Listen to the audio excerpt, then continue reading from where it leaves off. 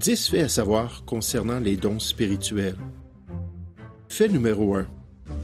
Les dons spirituels sont identifiés dans la parole de Dieu par le mot charisma, de la langue originale du Nouveau Testament, et qui signifie un don de la grâce, ou un don gratuit et mérité venant de notre Père céleste. Fait numéro 2. Les dénominations qui priorisent la pratique des dons spirituels sont appelées des dénominations charismatiques, puisqu'elles mettent l'accent sur cet aspect particulier de l'expérience du croyant. Fait numéro 3. Les dons spirituels du Nouveau Testament sont plus que de simples aptitudes ou habiletés de l'homme. Ils sont en fait des dons particuliers donnés aux chrétiens pour l'accomplissement de l'œuvre de l'Église locale, pour l'utilité commune dans l'Assemblée de Dieu, et le croyant doit mettre au service des autres le don qu'il a reçu. Fait numéro 4. Les Écritures enseignent que chaque croyant a reçu au moins un don spirituel pour son service chrétien.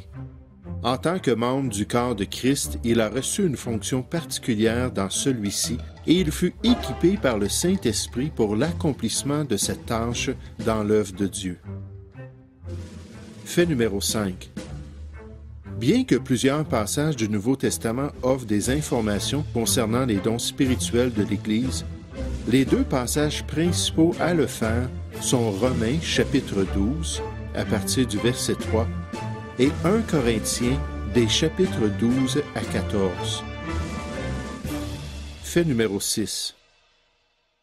Certains dons spirituels servaient spécifiquement à la confirmation du ministère apostolique.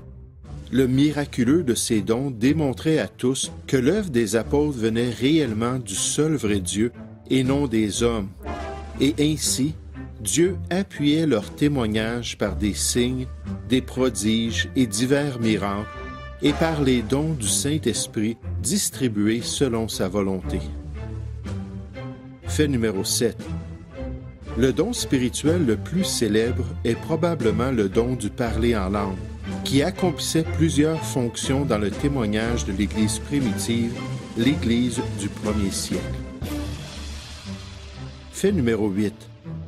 Le don du parler en langue était une capacité surnaturelle qui permettait à certains chrétiens de s'exprimer dans une langue des nations qu'ils n'avaient jamais étudiée auparavant, tel que décrit dans le 2e chapitre du livre des Actes, alors que les croyants glorifiaient Dieu dans 15 dialectes différents durant la fête de la Pentecôte. Fait numéro 9. Les instructions de 1 Corinthiens 14 affirment qu'il est possible d'abuser des dons spirituels confiés à l'Église de Jésus-Christ. Les chrétiens de cette assemblée à Corinthe utilisèrent les dons spirituels non pour l'édification de l'Église, mais pour des motifs qui étaient contraires au plan de Dieu. Fait numéro 10. Contrairement à ce que certains pensent, il n'y a aucun don spirituel qui garantit le salut d'un individu. Il n'y a aucun don qui est mis à part pour démontrer la conversion d'un pécheur. Les dons spirituels variaient grandement d'un chrétien à un autre et aucun don n'est présenté dans le Nouveau Testament comme étant obligatoire dans la vie d'un nouveau croyant. Bien au contraire, l'apôtre Paul affirme la variété des dons dans l'Église en disant « Tous sont-ils apôtres? Tous sont-ils prophètes?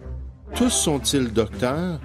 Tous ont-ils le don des miracles? Tous ont-ils le don de guérison? Tous parlent-ils en langue? Tous interprètent-ils? Y a-t-il un don universel chez chaque croyant? » Il est évident dans ce passage que la réponse négative à ces questions rhétoriques démontre qu'un tel don n'existe pas. Tous n'ont pas les mêmes dons et certainement aucun don n'est présent inclusivement dans la vie de chaque chrétien.